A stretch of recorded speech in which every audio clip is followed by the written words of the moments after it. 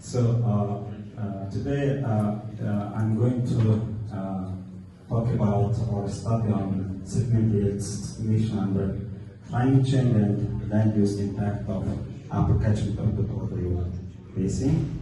So my talk will be like introduction, motivation of this study, and then description to the study area.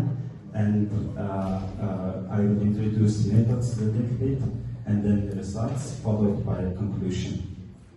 So the study area is very important catchment area in terms of socio-economic activity and the population. So you can imagine that half of the Mongolian population is living just downstream of that catchment area. And as you know, Mongolia is a very dry country. We have too many dry days and too little precipitation compared to other countries. That makes that the catchment area is very vulnerable in ecosystem.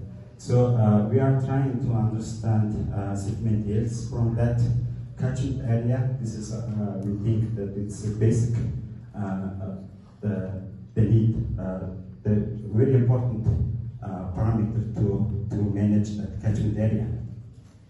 So there are several studies that estimated the sediment yields, but in larger scale, and it's very difficult to estimate or to obtain sediment yields in a specific area like our study area. So we can see our study area is here in blue line. And also we need to check, or we need to see how climate change and land use impacts on the in future sediment yields in future.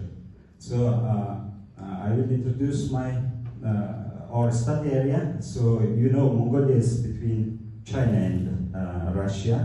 It's a sandwiched country, and you see there is a capital city of Mongolia, Ulaanbaatar, and right upstream part of Ulaanbaatar city there is our study area, and this area is heatwater area for the river Tuul, which is the only water supply source for the city, and that river is mainly supported by precipitation.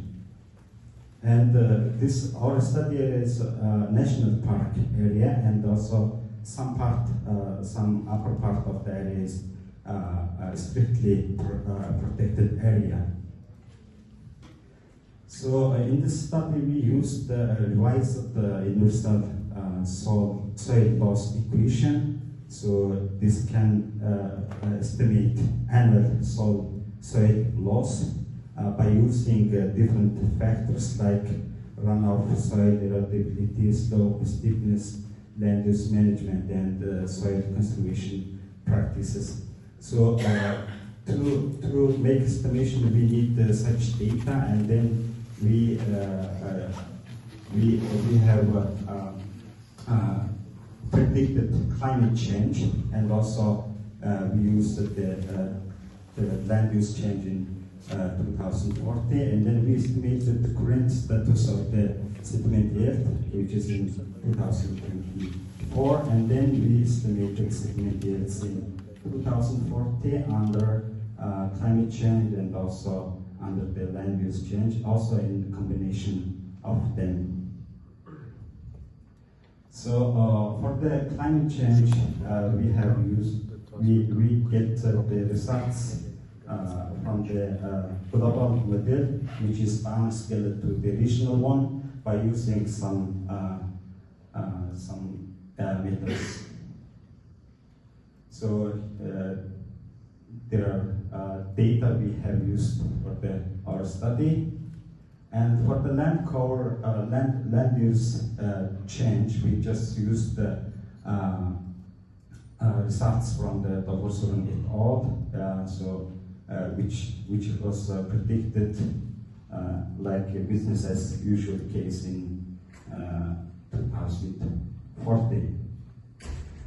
So this is the result. So you can see the sediment yields, special distribution of the sediment yields. So at the outlet of the catchment area, we obtained that the special average of the sediment yield was about 9.4 ton per square kilometer per year. So which was pretty much aligned with the previous study. From the climate change model, we took the result of the averaged results of the three different scenarios of climate change, and then you can see there is changes in precipitation. Usually in the winter precipitation has increased more, but overall the precipitation was increased by 30 to 37% in this area. So this is the impact from the climate change. So the average sediment yield was increased to 12. So it was in reference case it was 9.4. Now because of the precipitation change, it became 12. So this is the impact of land use change. So it was increased up to 14 ton. So this has more impact than the climate change. So here we have results by considering combined impact of the climate change and land use. So you can see how the sediment yield changes in the study area. So here we can see some urban area and also tourist area. So the average sediment yield was 60. So you can see the changes, how climate change and land use impacts on the sediment yields. So the combined impact can be brought 76% of increase in sediment yield. So the sensitive kind of critical areas was urban area. So it's the urban area is expanding drastically, and also this area is very popular for tourist area. So that's why the tourist-driven development was has impact on the sediment yields.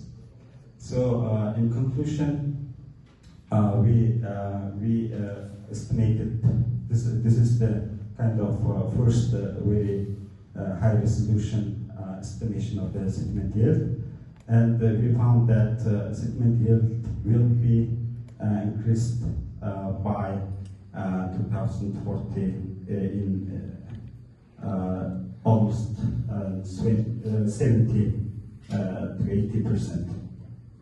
So as I said, the highest risk in sediment yield is driven by urban expansion and the increased rainfall intensity. So we, based on the results, we have developed some recommendation. So we need to take urgent implementation of some comprehensive land and water management plan.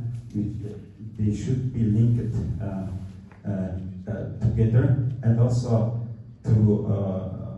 we suggest that some adaptation and some mitigation measures like enhance vegetation cover, establish some green spaces in urban area, and also the enforcing paving standards is the most important thing, because there are many unpaved roads that is the huge impact on the sediment yields.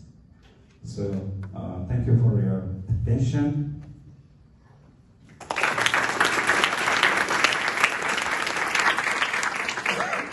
Yeah, thank you for this really interesting presentation. Are there any questions in the audience?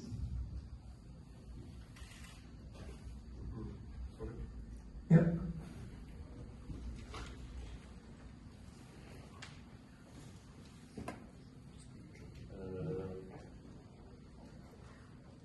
part of your presentation, I hear something that would be an example that perhaps you think or you have in your country projects of forestation or something like that. Perhaps not forestation, but increase the general cover of plants for the surface.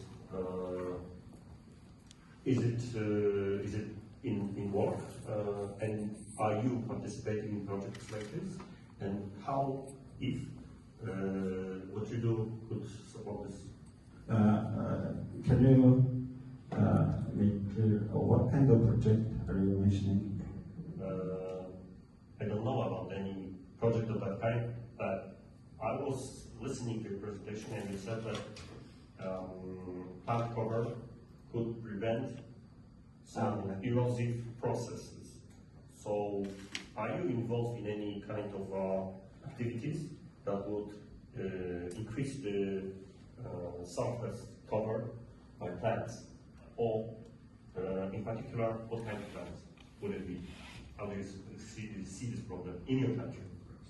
Thank you. So personally, I'm not involved with such kind of activity, but my colleague, he's worked on the integrated water management plan of that river basin. So in the plan, we have recommended the measures that could significantly, or I don't know, reduce the sediment yields and to improve the ecosystem of the watershed.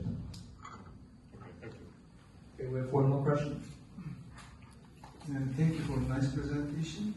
You're finding land use has more impact than climate change. Is it specific to your basin, or you, if you look at the literature, are there any other studies that have this?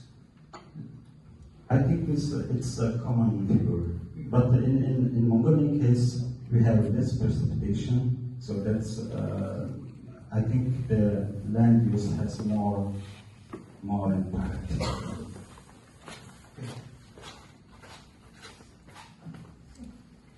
So if there are no further questions, thank you again for the presentation. Thank you very much.